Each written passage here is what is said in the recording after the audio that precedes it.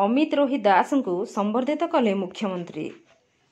Paris Olympics रे पदक जितिबा परे भारतीय पुरुष हॉकी दलर एकमात्र खेलाड़ी श्री अमित रोहि दास आज ओडिशा पहुंची। भुवनेश्वर में पहुंचवा परे मुख्यमंत्री श्री मोहन चरण माझी लोकसेवा भवन में अमित को संबर्धित करिसेंती। एही अवसर में मुख्यमंत्री अमितଙ୍କର भूयसी प्रशंसा करी तांको ओडिशार गर्व और गौरव बोली कही अभिहित करथिले। से कहिथिले अमित हेउचंदी ओडिया अस्मितार प्रकृत परिचय। आम ओडिया अस्मिता को से विश्व दरबार में पहुंचाइछंती। मुख्यमंत्री कहिथिले आज हेउचे एक पवित्र दिन, आगामी ओलंपिक्स पई संकल्पर दिन। 4.5 कोटी ओडिशांगर शुभेच्छा और महाप्रभु जगन्नाथंकर आशीर्वाद रे 2022 लॉस एंजेल्स ओलंपिक्स रे आमे स्वर्ण पदक हासिल करियो बोली से आशा व्यक्त करथिले। भारतीय हॉकी दल को ओडिशार स्पॉन्सरशिप 2036 पर्यंत वृद्धि कर जायछि बोली से कहिथिले। एही अवसर रे अमित रोहि दास कहिथिले जे ओडिशा रे पहुंचवा पई तांको हृदय व्याकुलित हेउथिला।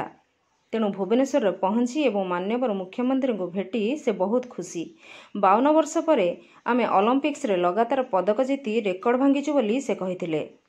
ओडिशा और देशर कोटि कोटि क्रीड़ाप्रेमी को से शुभेच्छा और धन्यवाद देइथिले।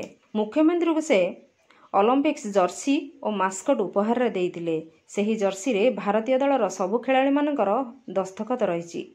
एही जर्सी निश्चित भावे ओडिशार सबु हॉकी खेलाड़ी मानकु प्रेरणा जोगाई देबो बोली मुख्यमंत्री कहिथिले।